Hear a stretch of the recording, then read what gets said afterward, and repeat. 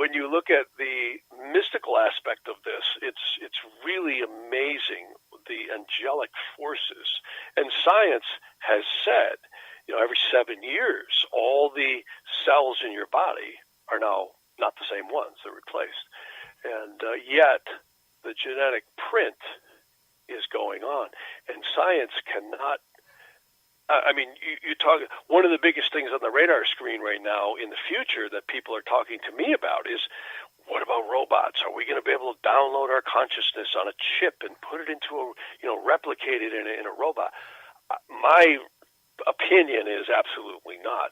I think you can absolutely replicate a personality, which is the lower portion of the habits that we all exhibit, our response patterns, our ingrained personality. That could be.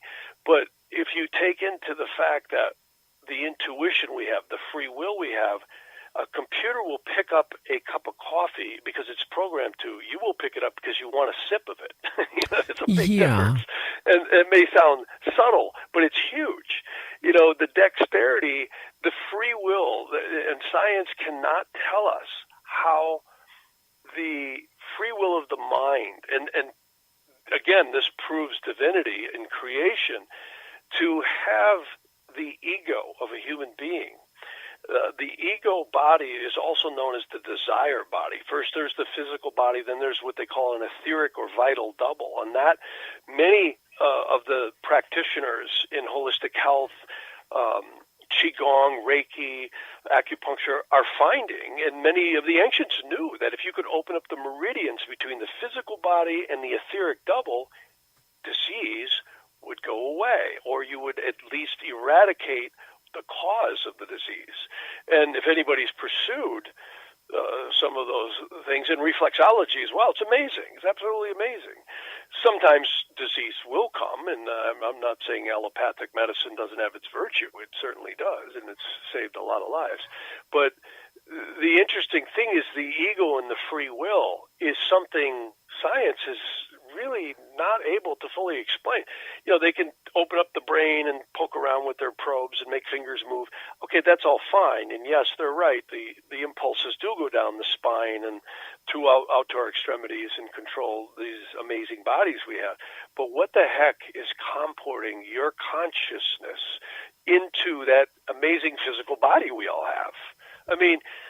No robot at this time can pick up a cup of coffee or a glass of water with the dexterity that you can. Well, they can't. Well, how about if they create a clone where they take your thoughts and everything and upload it into a clone? That's not a robot. That's a clone of you.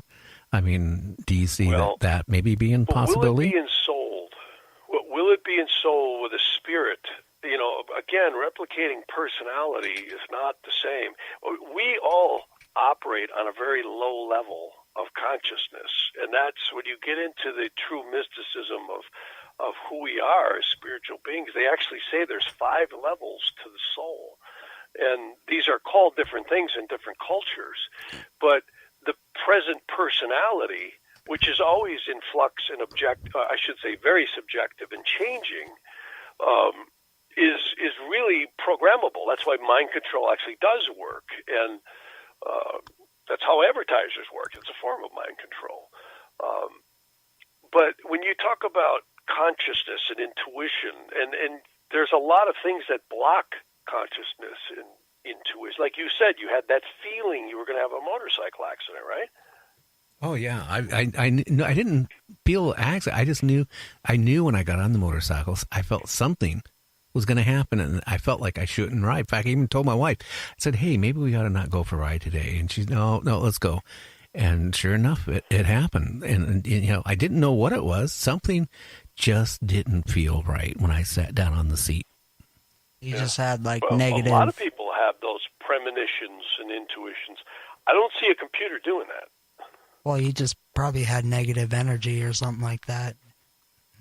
Well, computer might logically deduce based on something, and we're going to see that. By the way, the astrology is interesting. You know, to the credit of some of the secret societies of the past, they knew, and you know, it's well known that our founding fathers in the United States were steeped in mysticism, Masonic and otherwise, and Rosicrucian. And what's interesting about that, and Kabbalistic too, I might add, in fact, Washington D.C. is the District of Columbia, though some people think it's the District of Criminals, which they may not be wrong. But that's what I call it, the District of Criminals. But it's really an Egyptian temple, and they knew that the United States was going to be involved in some profound power, and that's evidenced not just because it happened, but there's actually some interesting documents to that effect.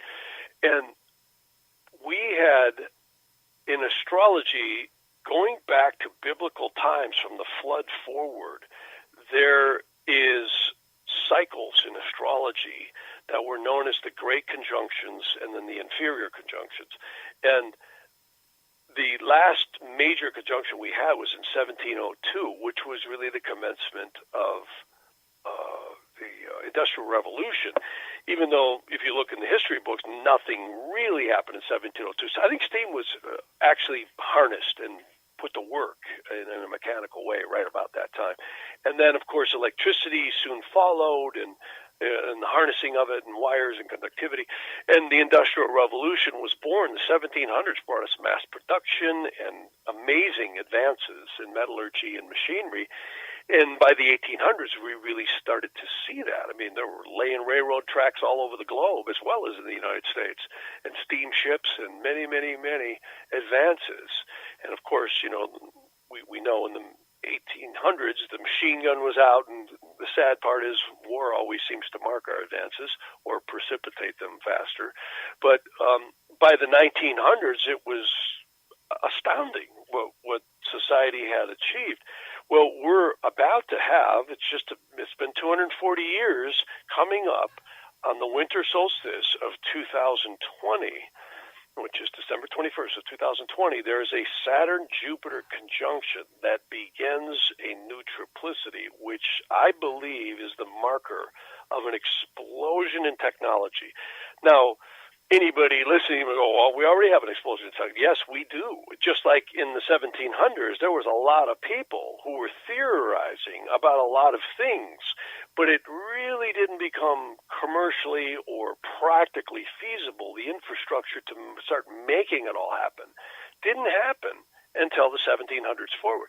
Just like I believe, you know, it sounds to me like were you born in the 50s or late 40s? I was born in 1952. Oh, 52. Okay, so we're both children of the 50s. So we remember, you know, black and white TV. You remember the end of radio. And the interesting thing is, and ringer washers, remember that? Yeah. Oh, yeah. Roll up windows in cars. So no cell phones, dial telephones. Anyways, we're about to see, and like we were mentioning earlier, the military and science, the stuff, the free energy, the technology that is really been discovered and is out there and happening has not really been unleashed. It may have been suppressed, some of it, and whatever reasons, society, you know, if you remember back in the 50s, everyone in the 60s, we're going to be like the Jetsons by 1985, right? Well, that never happened. Even though a lot did happen, we never really advanced like people theorized we would. I think we're about to see that. I really do. When you see glimpses of cars driving themselves, like the Tesla and many others, parking, stopping with computer technology, we are on the brink of an explosion in technology, in genetics, in every branch of science and industry. And I think we're going to have the roaring 20s. I think catapult us. And for those of us who live the next 20 or 30 years, we may very well see flying cars and transportation innovations that are going to blow our minds. And I really think stem cell research and genetics, they will be able to grow teeth and various technologies that have been lurking in the background are now going to become commercially feasible. And it's interesting how the heavens have that kind of magical power. They really do. And even to the skeptics, it was interesting because last night I was in Burbank, and there was a Jupiter-Moon conjunction, and you could just feel the energy. I used to sit in Beverly Hills with my wife, and I'd say, notice today how everybody's real gloomy. It's Moon conjunct Saturn. And then another time, I used to sit in this one coffee shop late at night doing work for clients, and I would tell my friend, you're going to see a cop any second. He goes, what do you mean? I said, watch, you'll see a squad car come by any minute. Sure enough, there it would come. Mars was just rising in the chart. Now, obviously, police come by all the time, but it's interesting how they come lurking by right at that time when Mars is there, and they're really looking, which is great.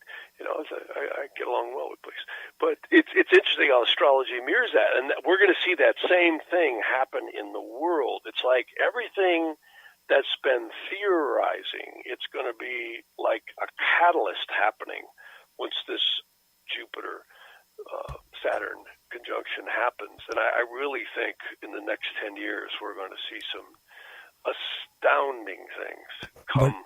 What do you think? To fruition. What do you think back in the Revolutionary War time period? What do you think?